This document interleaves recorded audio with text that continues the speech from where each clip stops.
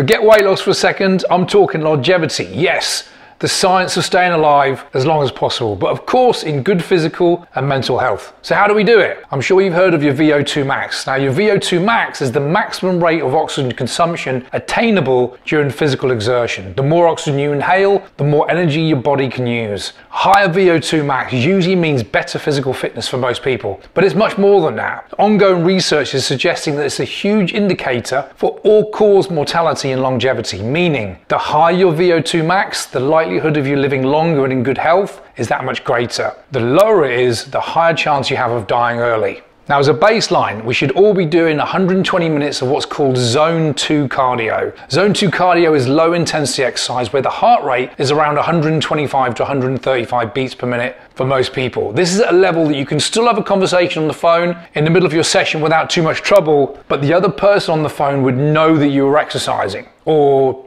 doing something else. To actually improve your VO2, you have to do high intensity intervals. This is tough for most people and they don't want to go there. Ideally, we want to hit 90% of our maximum heart rate, which is why you can only stay there perhaps a minute or even less. I suggest everyone doing a high intensity session once per week, maybe twice, and then spend the rest of their time in Zone 2. High intensity can be done on a stationary bike, and this is probably the safest and least impactful way of doing high intensity work for most people. So who out there wants to live as long as possible and in fantastic health? Say aye.